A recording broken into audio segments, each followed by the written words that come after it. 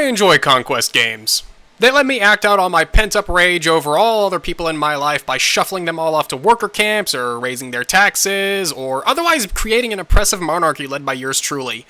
Of course, the one thing I wish I could do in all these games is have a princess and then marry her off to secure alliances to show women of the world that's how I do things when you ask to be treated like a princess. I have very fond memories of the Master of Orion series. Prior to getting in on Halo 2 and meeting up at the arcades to have a go at Marvel vs. Capcom 2 and Street Fighter 3, Master of Orion 2 was probably the first game my friends and I all got together in an incredibly sweaty man orgy to play. So when I saw this on Steam, my eyes lit up like the flames of Allah. And what's more is they also gave me Master of Orion 1 through 3 as well. NGD Studios, you tease. Now, why on earth would they give me all this charitable goodwill? Oh, because the game is still early access and sections of it are still grayed out, promised to be included later. Well, the world just collectively decided to let Capcom get away with it, so fuck it, I guess that couch is out the window. However, I do feel that's probably the best way to go about an early access title with a cult name behind it. Give everyone the games that made you popular to begin with so they have something to distract them while you continue working on the game you're trying to sell them now. And that game is not disappointing so far. The basic concept is you're a ruler of some sort and it's your job to expand your territory of the galaxy Orion and become the master of it. Fairly ambitious though, a little less so when you only have competition from 5 other races. There are 4 others grayed out, including the robot people who I always played as when I was younger. So, you know, right in the childhood and all. Out of the 6 current races, you get the obligatory humans, the obligatory lizard men, the obligatory big-headed aliens, some Chozo, some Russian bears, and of course, furries.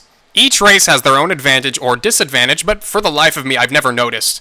In fact, I've never noticed with any of the games. That's pretty much the main reason I always chose the robot race, because they don't need food to survive, so I can maneuver those resources into research or construction. With the cast available, I've never looked at anything and said, "Ha-ha! Good thing I picked this particular race." Bear in mind, though, I am a filthy casual, and that reflects how I play this game. Now, this game isn't quite an RTS like Age of Empires or StarCraft. Instead, you make all your decisions, then pass your turn. All turns happen at the same time, so it's not like you're waiting an hour for every other player to make their move before you get to make yours. For example, let's say I have 3 planets and you have 4.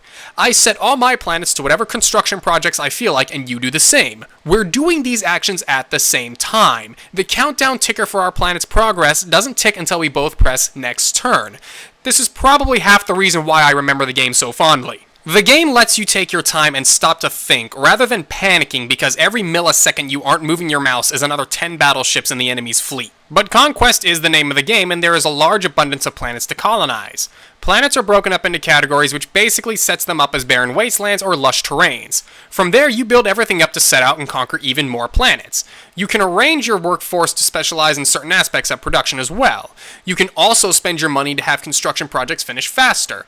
Now, maybe I can't seem to find the function, and if so, fair enough, but why can't I rename planets? See, we get to negotiate various resources in this game with other races, one of which is the secession of other planets to them. And if you don't want to name a planet Yiffing and offer it as a tribute to the furries like I do, something is wrong with you. Or me. But hey, damn fine game as far as I'm concerned. But again, I'm a filthy casual here. I'm looking through the message boards and see a lot of complaining that the game isn't as good as the last games and other shenanigans. My only complaint with the game so far is it gets exhausting after a while. Even in single player, these games can last for a couple hours at a time, so your mental endurance will be put to the test. But then again, I'm a weirdo and didn't quite mind that. Anyway, had a lot of fun playing it, and I'm looking forward to the future content.